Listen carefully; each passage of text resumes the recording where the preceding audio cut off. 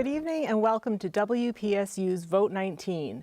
On May 21st, there will be a special election for Pennsylvania's open 12th district seat in the U.S. House. Today, we're talking with the candidates in the race, Democrat Marc Friedenberg and Republican Fred Keller. We begin with Marc Friedenberg. Marc, thank you for coming in to talk with us. Thank you for having me. You're on the faculty at Penn State's College of Information Sciences and Technology, and before that you worked as an attorney in New York. Can you just talk a little bit about how you think your background will help you if you were to be elected? Absolutely. One of the biggest challenges that this district faces is lack of broadband connectivity. That's holding us back on jobs, on healthcare, on education. It's holding us back on agriculture. And I think it's going to take somebody who understands not just how the internet works, though that's important, but also the market forces and the legal regime surrounding why it is that we don't have broadband everywhere in the district. It is going to take the government to get involved, and that's my top priority.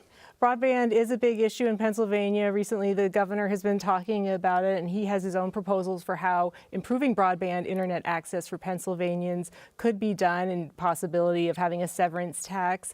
But at the federal level, if you were elected to the U.S. House, what steps would you take? How can you see Congress helping Pennsylvania to improve its broadband access? And I support Governor Wolf's efforts, but there are some additional things we can do at the federal level. And one of them is to make sure that we're using our antitrust laws.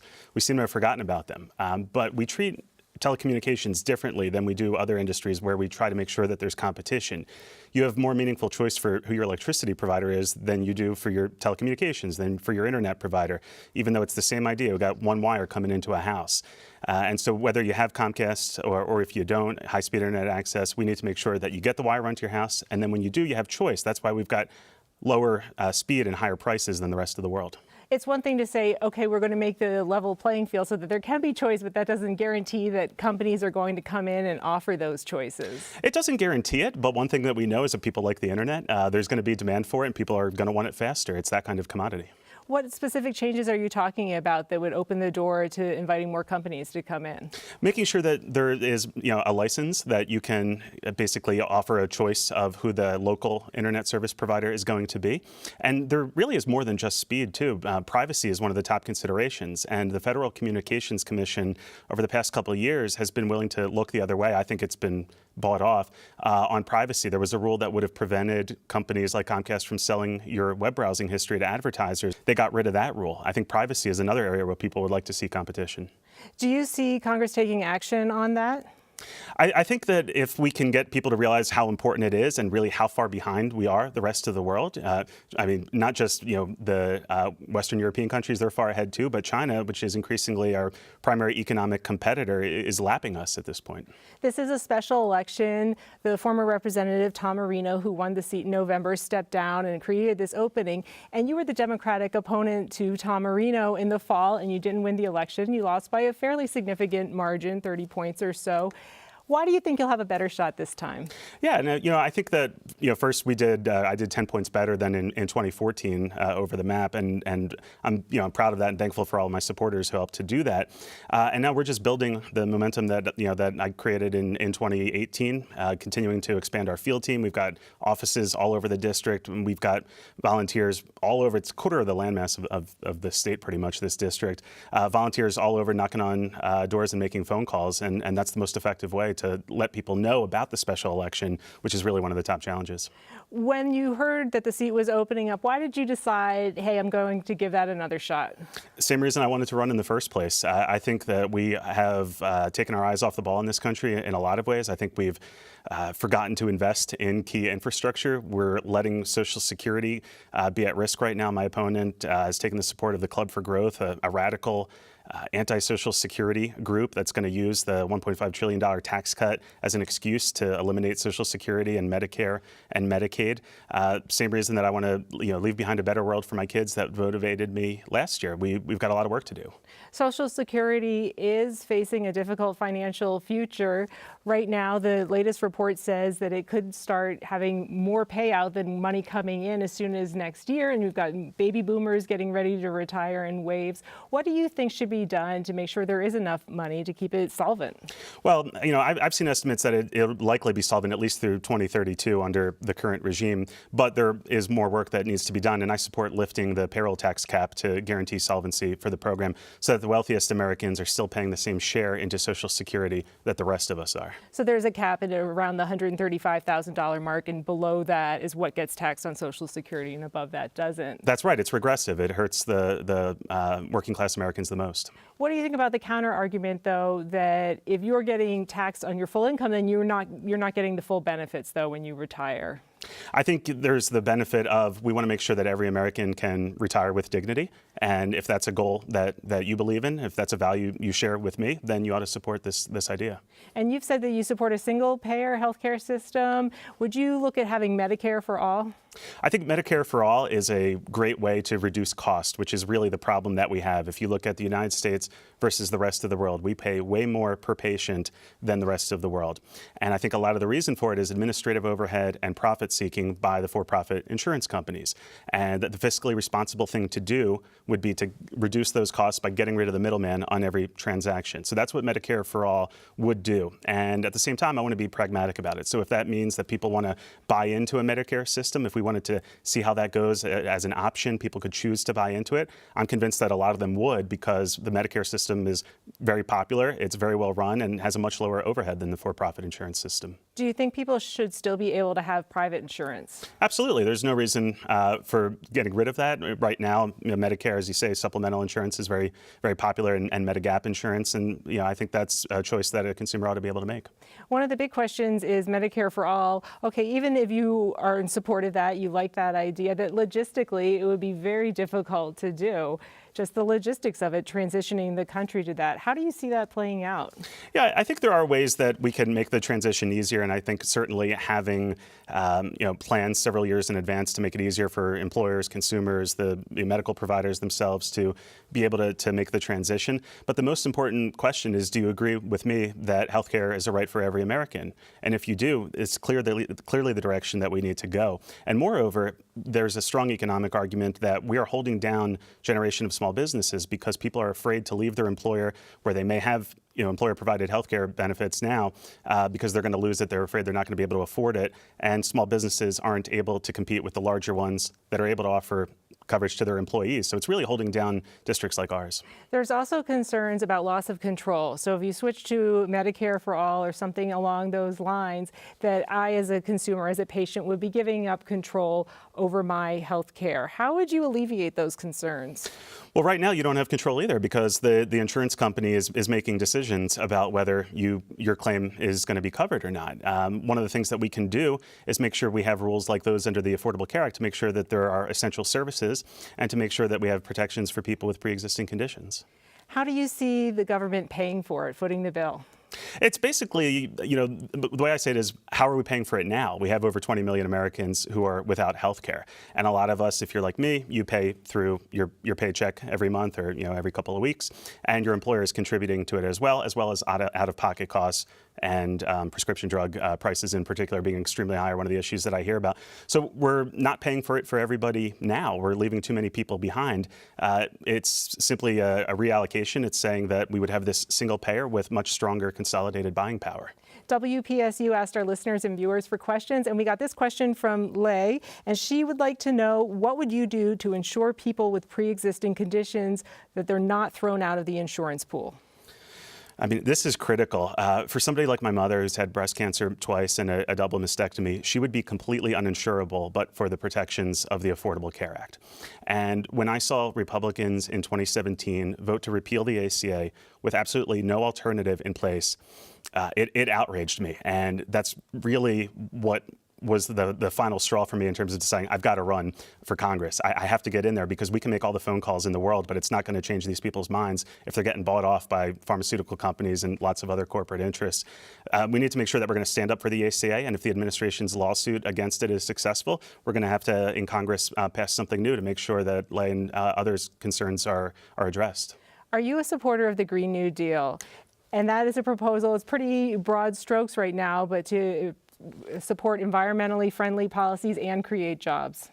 The way you describe it, hard to be against it. I think the big concern is the cost.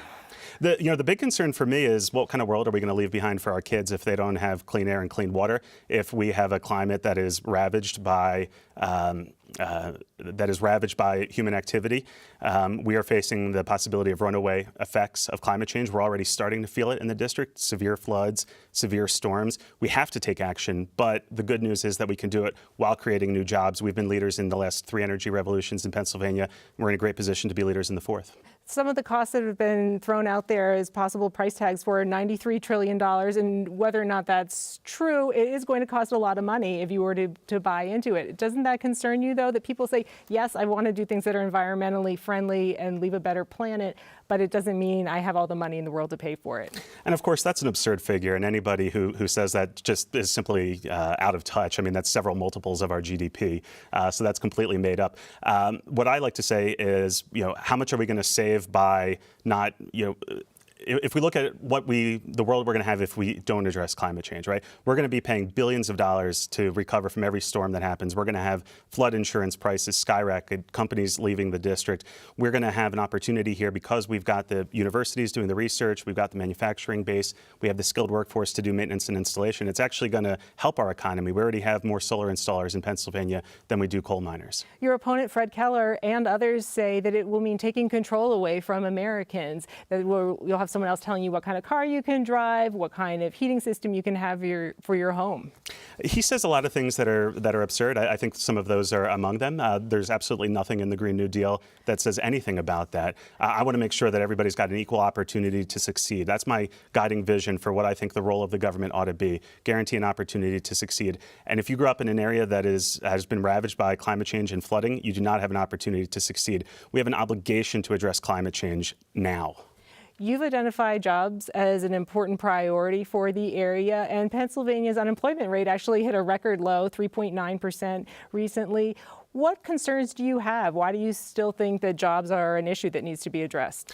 Well, the unemployment rate is low, and it's continued the downward trend from the Obama administration. But nevertheless, we don't have the kind of high-paying, family-sustaining jobs that I would like to see that we had when the middle class was strong. We have a lot of people stringing together 2 or 3 jobs, sometimes for minimum wage, doing gig economy jobs like driving for Uber or Lyft, that sort of thing. It's really not working, I would say, for the middle class. We need to have a much stronger family-sustaining set of jobs. Family farms in Pennsylvania have been struggling, dairy farms in particular. What, if anything, do you think the federal government should be doing in addition to some of the programs that are in place now to support them? Our family farms and our dairy farms in particular in Pennsylvania are absolutely in a crisis. They are closing left and right practically every day. And the basic reason is that the cost of milk no longer covers the cost of production for our farmers. And if you agree with me that it is a matter of food security, of national security, of economic security, it's an emergency. And what that means is we need to make sure that farmers are getting paid enough to cover the cost of production before the farms close. So I support an emergency price floor of $20 per hundredweight of liquid milk until we can get to the bottom of what's causing this decline in the price. On a different topic, State Representative Gerrymandering, he's a Republican, and he's expressing concern about the robocalls that people are getting, and he's calling on Congress to take action. Are you familiar with that issue, and what would you do if you were elected? Absolutely familiar with that issue, and this is something I talk about with students in my class, our computer networking class in particular, all the time. The FCC is really doing the bidding of corporate interests. It's not interested in protecting people's privacy or their autonomy. The problem is really that it's so easy to spoof where a phone call is coming from, so it looks like it's coming from a friend or from a neighbor. There are technical measures that we can use and by law impose upon and have penalties for people who violate them. That'll stop the robocall problem. On a different topic, you've been criticized for a video that you posted in 2017, and it was about tax legislation, and you were very critical of the Trump administration, and at one point in the video, you say, we should be raising taxes on the middle class so they're paying their fair share, and one of your campaign workers called the story about that video a hit piece. Can you explain it?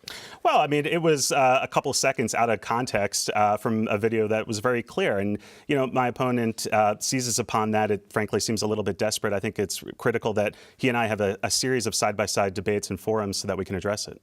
So were you saying you did support raising taxes on the middle class? No, and it's exactly backwards. We've got permanent, huge cuts from the 2017 tax law for corporations and the wealthiest Americans, and smaller temporary cuts for the rest of us. That's exactly backwards.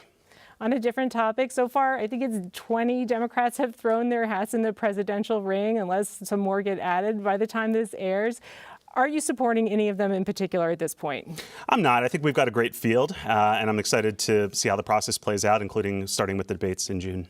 Are you worried at all that when candidates like Bernie Sanders say that they are socialist or socialist Democrats, or they embrace that term, that that's going to turn off voters? Not especially. I think voters are really looking for, what are you going to be able to do for me? They're not so much interested in the label. They're interested in what are the concrete policies that you're going to be able to deliver. Bipartisan legislation was passed last year to battle the opioid epidemic, and it means more treatment options, changes to regulations, other steps to try to deal with it. What else, if anything, do you think needs to be done to try to counter opioid epidemic in Pennsylvania and nationally? Yeah, it's critical that treatment piece. It's going to take long-term inpatient treatment for some people, maybe a lifetime of medication-assisted treatment as well. I'm really glad to see that pharmaceutical manufacturers and distributors, executives are now facing criminal charges. I think sometimes that's what it takes to send a wake-up call, because really they're the villains in this story. They're the ones that lied to doctors and led to the overprescription of opioids. And we didn't do that for the Wall Street banks, and that's part of the reason that I'm worried that we're going to maybe have another crisis of that same kind, because we didn't learn from that story. And so I think that the lawsuits, the criminal charges and class action lawsuits are important. And then, of course, research into alternatives. I think medical marijuana is certainly interesting, both as a treatment for chronic pain, but also perhaps as something that could help alleviate the underlying addiction itself. Medical marijuana is legal in Pennsylvania, as it is in many states, and some states have outright legalized marijuana. Would you like to see the federal government decriminalize it as well? Because now in Pennsylvania, you can have legal medical marijuana, but it makes business and banking transactions difficult when it's illegal at the federal level. I would like to see it be legalized for medical use and for recreational use. I don't see a reason for the government to infringe on anybody's liberty if they want to, use cannabis or marijuana. I think that's their choice to make. I think there's a lot of concerns from people on other sides, other points of view, who would say that it could be a gateway in opening the door, and that just because we could make financial benefits from it, we could benefit from it, that's not a good reason to do it. We have enough history, not just from other countries, but from states within the U.S. now, to know that that's simply not the case. Do you think if the country legalized marijuana, would you be open to, or would others be open to looking at legalizing other drugs too, decriminalizing it and using different treatment options? I think we'd have to go case by case and see, what are the costs and benefits. You've been very critical of President Trump. Is there anything that he's done since he was elected that you think you are supportive of? Well, I think that, I've been critical of particular policies and particular actions. And, what I support is the idea that we ought to be able to deliver tax cuts for working class Americans. I support the idea that we ought to have better, cheaper health care for everybody. These are things that he campaigned on, that he's promised. He promised that we would be investing, $1 to $2 trillion or maybe more in critical infrastructure, which is desperately needed in this district, including rebuilding levees in Williamsport. That hasn't happened yet, but I think that, that's area for bipartisan agreement. If you were elected, how would you see yourself fighting for those in issues, infrastructure, for example?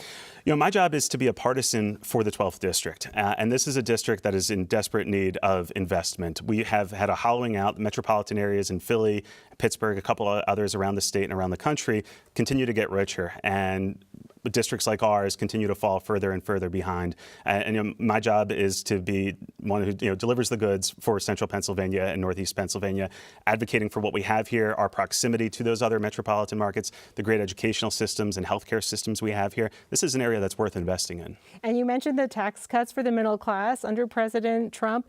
Would you support making his tax cuts permanent? I would support making them permanent.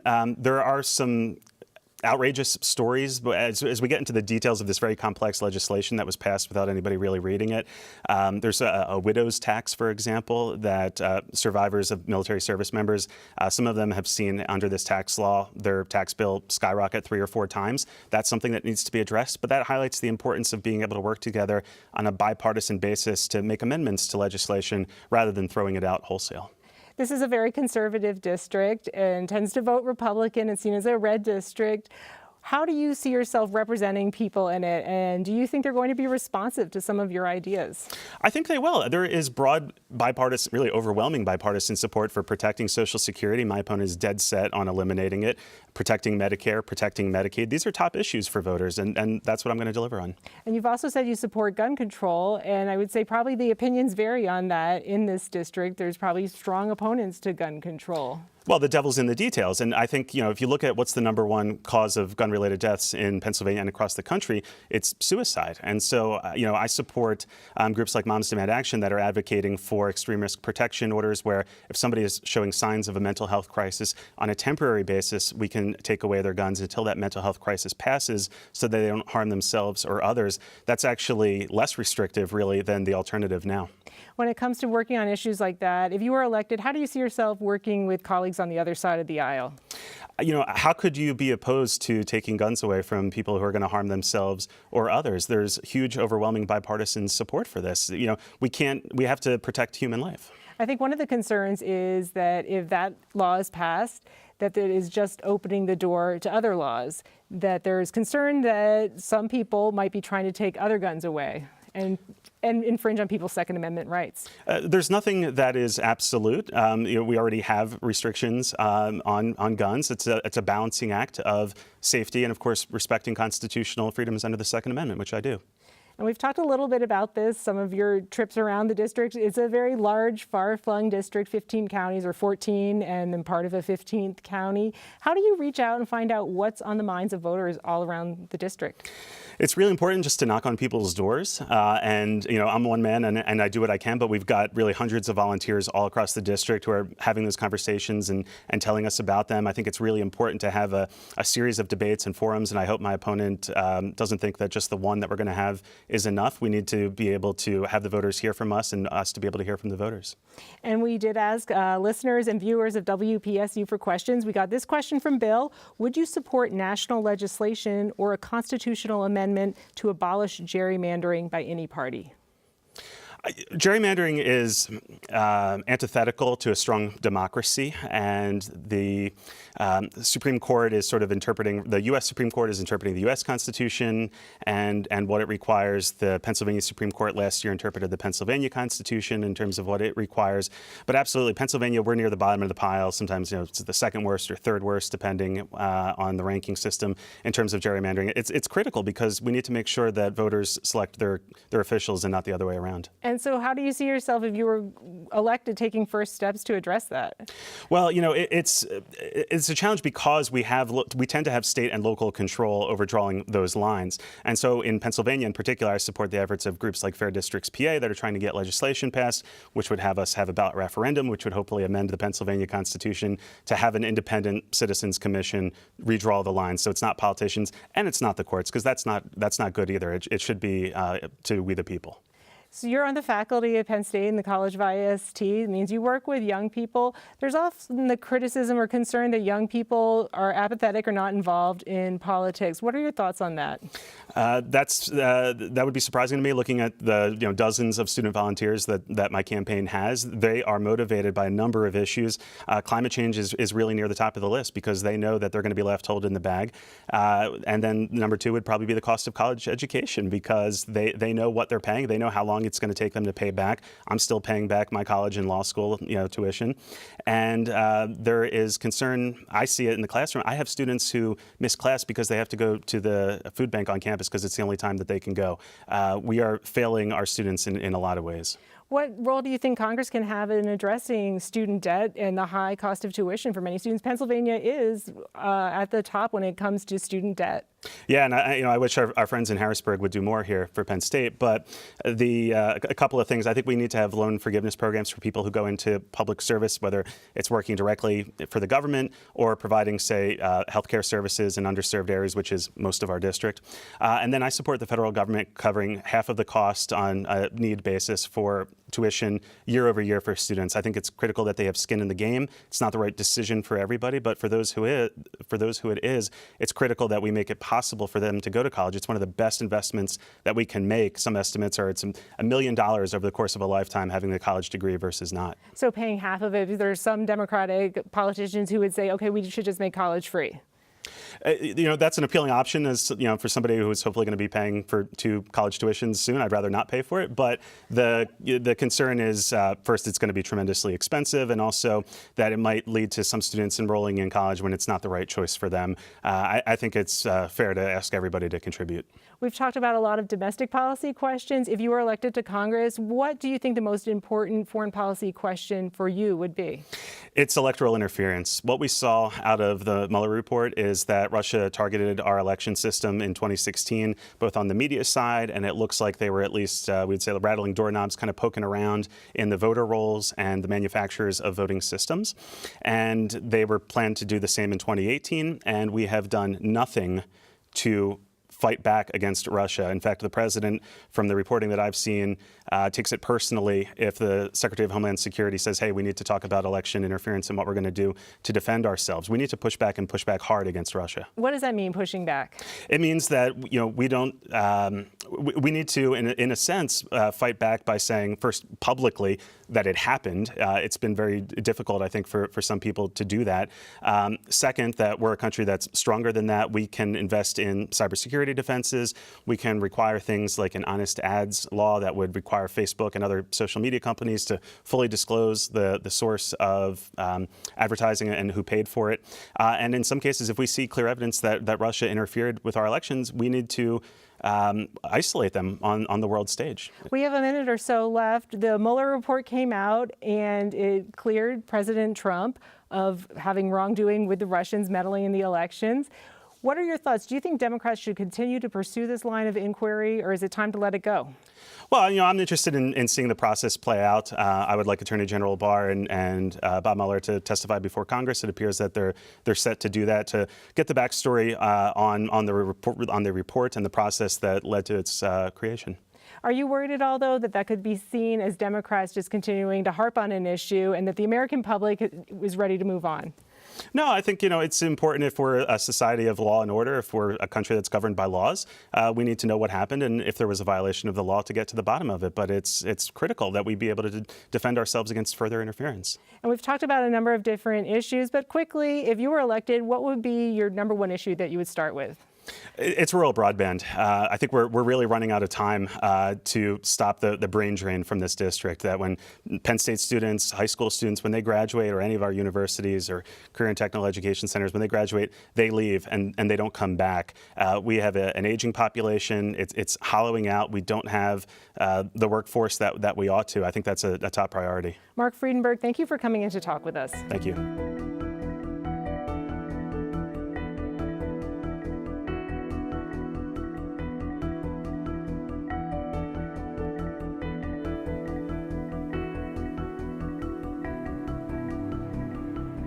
Welcome back to WPSU's Vote 19. We just spoke with Marc Friedenberg, the Democratic candidate for the 12th District seat in the U.S. House.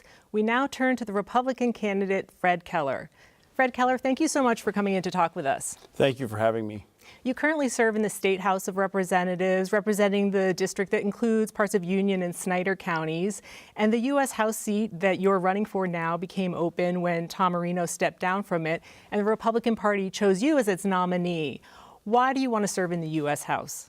Well, that's a really good question. And I want to start where you mentioned that I'm in my 5th term in the General Assembly representing Union and Snyder counties.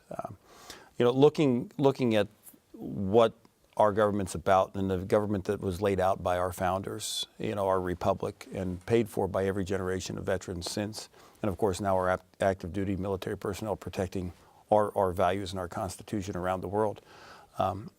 Growing up, I was a poor kid, and by today's standards, I guess if you labeled things, I'd be disadvantaged or at risk, and we were neither of those. We were just poor, and we realized through hard work, through education, you can succeed in America. I graduated from high school and got to work in a factory, later managed that factory, but I raised my family in central Pennsylvania. I had my own small business in addition to working for Conestoga Wood Specialties, and did get elected by my neighbors and community members to represent them in Harrisburg and take their ideas and values to Harrisburg. And it's just that American dream that I've realized, and I just want people to know it's alive and well. And I'm hoping that the people of 12th Congressional District will put the same trust in me to take their values to Washington, D.C. and have us define our government rather than our government try and define us. If you had to pick one issue that you think is most important to Pennsylvanians in the 12th District, what issue is it, and what, if you're elected, would you do to address it? Well, there's a lot of issues, so to try and single out one, but when you talk to people, they care about their families, they care about quality of life and jobs for their children and their grandchildren. So anything that we do so that people can realize that American dream would make sure we have a healthy economy and make sure that the jobs are available. We have job training and work skills readiness so that people are ready to fill those jobs and can get a family sustaining wage and live right here in Pennsylvania. One of the issues that you talk about frequently is being fiscally conservative, being fiscally responsible. And right now, under a Republican president and for the first 2 years in office, a Republican Congress, debt and deficit spending continue to go up. If you were elected, what do you see yourself doing to try to address that? Well, you sort of look at what's happened with our national debt. And that certainly didn't happen overnight. And I know there's been several continuing resolutions and a government shutdown over certain priorities in Washington, D.C. And looking at what we need to do, growing our economy, and making sure that people that are able to work can find a job, can be trained for that job, I think would go a long way in making sure that the government, and again, it's not about raising taxes or tax rates, it's about making sure that everybody that's able to can participate in the workforce. And I think that would go a long way to solving many of our problems that we have financially in our nation. Traditionally, the Republican Party bills itself as being the one that's fiscally conservative. Who do you think holds responsibility now when we continue to see that deficit spending and climbing debt? Well, again, I don't think that you can put the blame on any one person or any one party. I think that we need to take a look at policies. I think a lot of times in politics, people are worried about who gets the win on this issue or that issue, and we need to put that aside and really make sure that the people that get the win are the people that work hard every day, the residents of the 12th Congressional District, the residents of our Commonwealth, and the residents of our nation, citizens who we work for. When you were speaking to Penn State College Republicans, you talked about this issue a little bit with them as well, and you said, I think one of the biggest things we need to look at is our debt, and what do we do to make sure we don't continually put you, the college students, deeper in debt. And you said, though, that you wouldn't cut Social Security and Medicare, that those were off limits. Are there programs that you would look at cutting? Well, I would look at how we deliver the programs and the bureaucracy that has become our government in a lot of cases. If you look at anybody that goes into a business, and I've been in private industry for 25 years, started my own small business, and a lot of times you ask somebody, if you go into a well-run organization and you're a new CEO or you're a new person, can you cut some waste out of that and how you deliver the product to the market or what you do? And usually people say, yeah, you could probably cut 3 or 4% in a well-run organization. Washington, D.C. is not a well-run organization when you talk about fiscal policy. So I think there's a lot of things that we could look at, and it's not a matter of cutting the services that are delivered to people, but making sure that it's done effectively and there isn't the bureaucracy and waste that sometimes goes along with administering a government program. That has already been happening in some ways, looking at where to cut spending instead of having a government shutdown. But do you think there's still enough waste in there that that'll be enough to start changing the picture of the budget, that we won't continue to spend in deficit? Well, I think there's a couple of things. You have to look at the responsibility of government and how we deliver those services, but you also have to look at growing the economy. In a lot of models that you're looking at, you need to make sure that we have more people participating and are able to participate. And a great way that we can look at more revenue without raising taxes or doing anything else is with infrastructure. And when I talk about infrastructure, it's broadband internet access is part of it, but infrastructure and pipelines.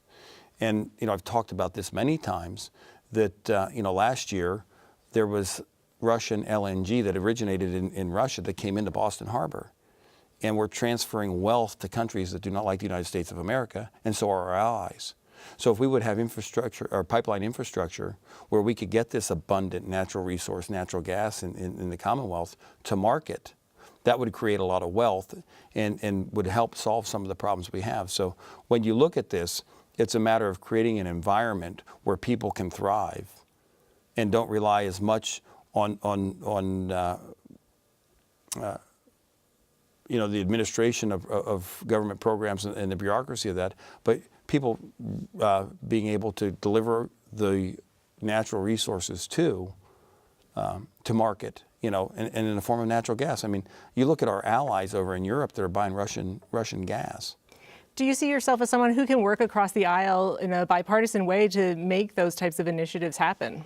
Well, again, a lot of times we talk about somebody's past performance is a good indicator of how they'll behave in the future.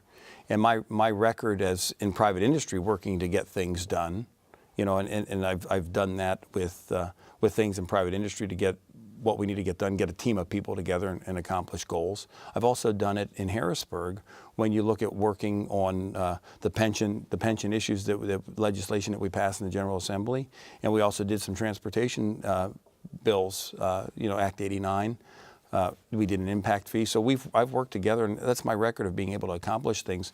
In fact, our Auditor General said last year when I was talking with him, I've worked and got a lot of things done with Fred Keller over the years in Harrisburg. So I have that record of being able to work and get things done without compromising any core principles or values. Social Security is expected to continue to cost more as more and more baby boomers get ready to retire. And according to a recent report, the outlays, the expensive, could cost more than what's coming in as early as next year. It could start going into debt. What do you think Congress should do to address that? Well, there's a lot of things. And again, Social Security is important, and I think it's important to understand that people earned their Social Security. They paid for that, as did their employer. Everybody talks about it being an entitlement. No, it's something they paid for. They invested the money in it, so did their employer. So those are promises that we need to keep. But the best way to keep those is number one, make sure as many people that can are participating in the workforce. That there's jobs available, that that people are trained for those upcoming jobs, and they can help contribute. A way not to do it, and I know this has been talked about a lot, and I know my opponent has embraced the Green New Deal, which would cost $93 trillion. And that would cost each Pennsylvania family $600,000. So a way not to do it is to embrace the Green New Deal that's going to just suck a lot more money out of our economy and won't allow us to meet the goals for which government's responsible. Do you see the benefits having to be cut back or the retirement age having to rise at all as more and more people retire? I would think that if we do things properly and grow the economy and make sure as many people that are able are working and participating in the labor force in good family-sustaining jobs, that the resources could be had to make sure that we can fund our Social Security. And again, a way not to do it is with government programs or new programs, and I'll go back to it, like the Green New Deal, that's been actually advocated for by my opponent, that would take money out of the economy that actually needs to be in there for Social Security. But the forecasts we're looking at right now for Social Security don't include the Green New Deal, and it's still going into debt even without that. But the forecasts also need to include growth in a robust economy and jobs that have family-sustaining wages. And again, looking at everything that's in there, I think we can do it. America has been built because we are resourceful, because we care about taking care of other people. And I think we're resourceful enough, and I think we can figure out a way to make sure we take care of people and treat them properly. WPSU asked our listeners and viewers for questions, and we got this question from Sonia. Sonia asks, how would you fix health care? Do you support abolishing the ACA, Affordable Care Act, and its protections for pre-existing conditions?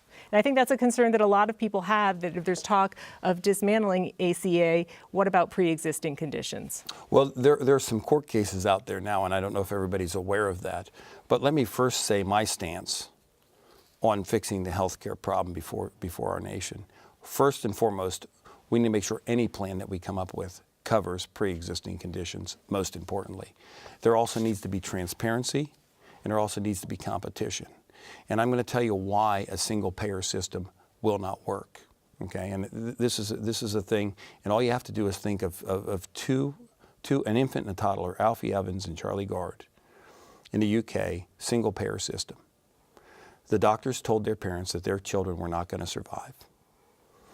There was a government judge that not only told them they had to remove their children from life support, but refused letting, in the case of Charlie Gard coming to the United States, there was a doctor willing to treat him. So not only did they not get care, but they were told to remove their child from life support. Now my son, when he was 3 in 1994, had an injury in his head, and he was taken to Geisinger Medical Center. They performed brain surgery, and we were told it's not a 50% mortality rate, not a 95% mortality rate, it was a 100% mortality rate. He was on life support, a ventilator, for 26 days, okay? The doctors told us he was not going to survive. Now, we had the choice over that, not a government judge. And because we had control over the health care he got, he is 27 years old and works for the hospital that saved his life.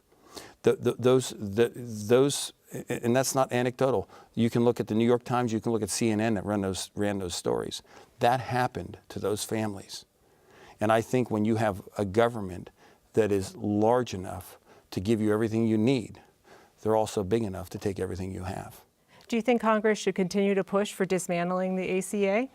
I think that what Congress should do is make sure that we come up with a method, because here's the thing, coverage doesn't equal care, okay? And that's an important distinction to make. If you have Medicaid and doctors aren't accepting Medicaid, you can cover people, but they're not getting care. So we need to come up with a system that covers pre-existing conditions, has competition, and transparency. Another question we got from a listener or viewer, Bill, is how will you work with your colleagues of both parties to combat human-caused climate change? Well, again, there's a lot of things that we look at, and you know, you can go out to NASA and you can go out to all the government websites, and that's where I do my research, and look at the causes of climate change. But to actually address those things, you're going to need to have resources to do that. And I know we've already done some things. We've already done some things to reduce emissions in the United States, and you know, there's many other countries that are producing much worse than we are. But here again, to have those resources doesn't mean taking $93 trillion out of our economy on the Green New Deal, which deals with many other things than just climate change. So I think that we need to take a look at, and I'll point to some things I did in the General Assembly. You know, I actually worked alongside residents to prevent a tire burner from being put in Union County. We actually defeated that. I actually worked for grants for watershed reclamation.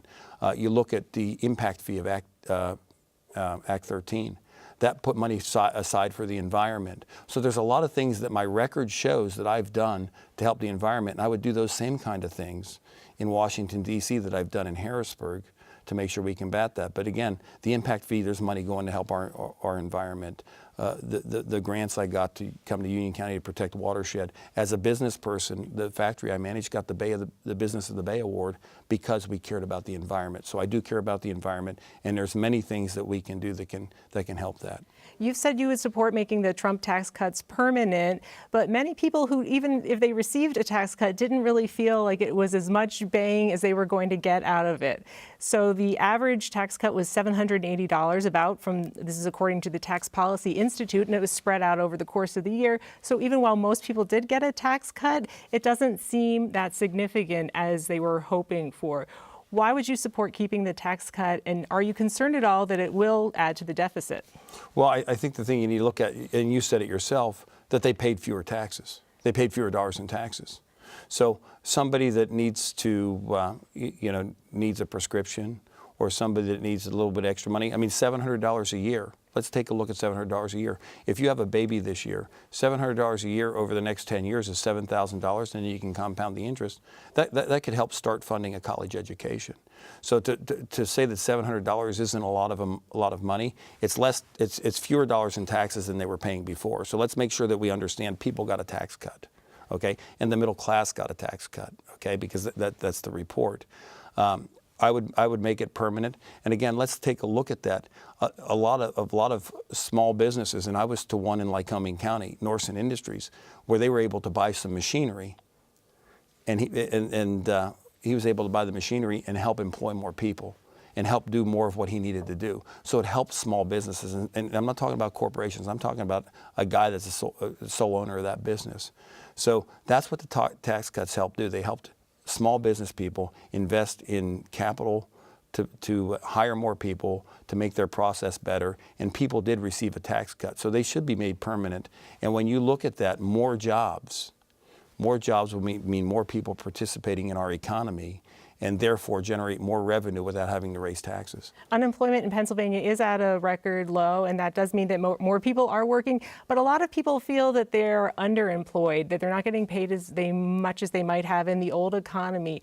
How do you think Congress should address that? Well, when you take a look at the real growth in wages, and I think if we look at that, we've started to see some of that right now, and that's what the reports have come out, that for the first time in like 15 or so years, we've actually seen a real growth in wages. How we address that is make sure that when we talk about job readiness and job training, that we look at the trades, we look at everything that's available. 4-year college is important. People going beyond 4 years of college is important. But we also need to make sure that when we're talking about the jobs in the economy, we also incentivize people that want to just do a two-year, and maybe that's making loans or savings plans, like we have a 529 plan in Pennsylvania, making that available for people to go into a trade school for a 2-year program or a certificate program. I think there's a lot of things we can do to make sure that people have the skills necessary and there's jobs, but you have to have jobs available too. On a different topic, medical marijuana is legal in Pennsylvania as it is in many states, and some states have outright legalized marijuana. Would you support making medical marijuana legal at the federal level? It is now considered an illegal narcotic, and that means that it can be difficult for businesses who have to deal in cash transactions, and it makes it difficult to collect taxes on it too. So there's the downside of that many people see. Where do you stand on that? Well, the medical cannabis, which was legislation that was passed, and I voted for that. Because here again, I'm going to go to the story of my son. You know, when he was on life support and they wanted to change, it wasn't a drug or anything, but I know a lot of people said, well, we don't know if this works, it's just anecdotal. But when Freddie was on that ventilator and they had to switch him to an experimental ventilator, the question we ask is, will it work? And they said, what we're doing now isn't working. So, you know, I supported that in Pennsylvania because I didn't want to have people in the Commonwealth or people that I represented having to break state law, because was my circle of influence as a state legislator, to get care for their children. And I would take that same logic to the federal government and say, for medicinal purposes, medical cannabis would be okay. Recreational use, not. But for medical purposes, yes. And why wouldn't you support doing it for recreational marijuana too? Because again, the same argument could be made that the economic benefits are harder to get if it's illegal at the federal level. There was an op-ed piece in Forbes magazine, and it put it this way: unless Washington wants to clamp down on the growth of one of the fastest growing industries in the United States and hand over control of that sector to our Canadian neighbors, it's time for sensible banking laws.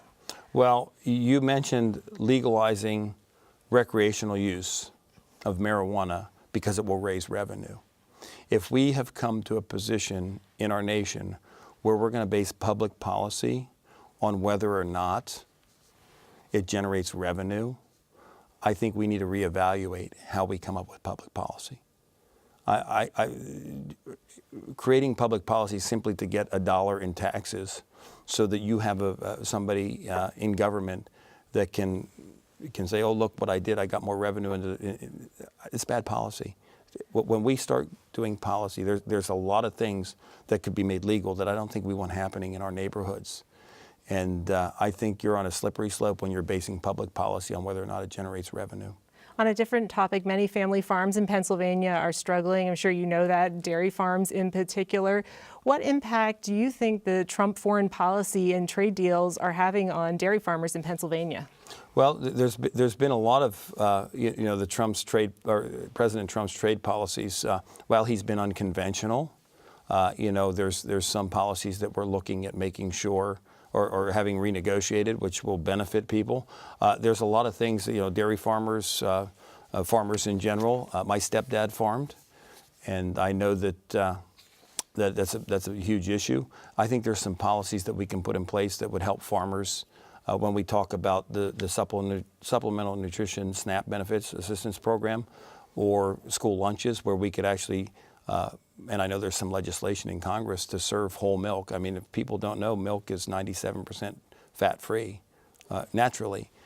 So I think if we're going to have government programs that have nutrition in the name of them, the stuff should be nutritious, and maybe incentivize that. I know there's bills also on labeling to make sure that almond milk isn't labeled as milk and that milk is labeled as milk. So I think there's a lot of things that we could do on policy that would help the farmers. The waters of the U.S. Has been a huge drain in some of those regulations on farm families, and I've heard that across the 12th Congressional District. So I think we need to look at some of the regulatory items that would help farmers also. Pennsylvania, as well as the rest of the country, are feeling the effects of the opioid epidemic. And an NPR Ipsos poll found that 1 in 3 Americans, roughly, have been directly affected by the opioid epidemic. And it also found that more than half think pharmaceutical companies that make opioids should be held responsible. How do you see that? Do you think pharmaceutical companies had a role in it? And if so, how should they be held responsible? I think there's a lot of things that have contributed to the opioid crisis, and first thing is education about what the problem is. Making sure people are aware of what happens. And we did some things in Pennsylvania, quite frankly, that we can maybe look at doing at the federal level. But it dealt with doctor shopping and registries and so forth. So we did a lot of things at the state level to try and bring this in. We also need to probably take a look at pain management and how that's covered under insurance policies and so forth, so people don't, so insurance companies don't incentivize the least expensive way, maybe with a pill, but maybe we do it with some kind of other pain management. And the other thing I think we need to look at too, and you can sort of watch some of the TV commercials when you see it, if you have this ailment or you feel this way or that way, just take a pill. I think sometimes we've conditioned our society that when you don't feel right, you just, there's a medicine for it. And I think there's a lot of pieces to the puzzle. Pharmaceutical companies and how they distribute them, we can take a look at that. Do you think they should be held responsible? I think everybody that's contributed to the problem should be held responsible, and I think there's probably enough blame to go around for that. Broadband internet access is an important issue in Pennsylvania, in particular the rural areas that are having a difficult time getting that high-speed internet access. And there's lots of different ideas about how it could be addressed, but the problem comes down to paying for it. What are your thoughts on how that could be addressed in Pennsylvania? Yeah, and you look at broadband internet access. That goes all the way back to the American Recovery and Reinvestment Act, because it was included in that also back in 2009 when that legislation was rolled out. How do you pay for it? First off, it's very important, and we need to look at it because it's important for educational purposes. Delivery of telemedicine, and I've been involved in a lot of telemedicine at the state level, and would think that that's a good way to deliver and lower some costs for people that have trouble getting to the doctor, and also for businesses to be able to have commerce and transfer of information. It's important because I had to deal with that in private industry. How you pay for it is some of our infrastructure upgrades as far as natural gas pipelines. Here again, we've got a lot of natural resources in our nation. And again, if we could get those to market and start marketing our energy to our allies, and not have it be, have our allies buying Russian natural gas, for example, or even have it happening in New England, that would be more wealth we would keep, or more wealth that would be transferred from our allies to the United States versus to people who do not share American interests, would generate dollars to help with some of these programs. And speaking with the Penn State College Republicans, you talked about the importance of respect when dealing with other people. How do you feel that fits in when you're working with President Trump, who has been noted for being disrespectful to people? Oftentimes, when he disagrees with people, he can make fun of them not just for their viewpoints, but for who they are. How do you see your value of respect working in Washington, D.C.?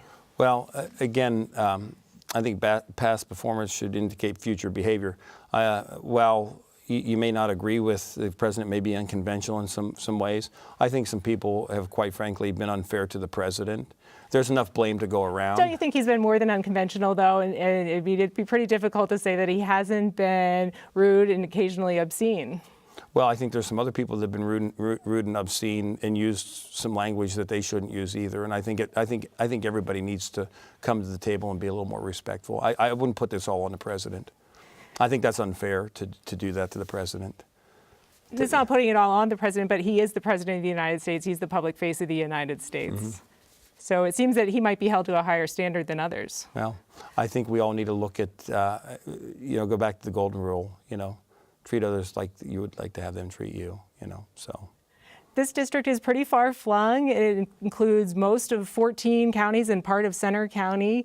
How do you see yourself representing everyone in the district if you were elected? It's considered a very conservative Republican district, but it also includes liberals, Democrats, independents. How would you see yourself representing everyone?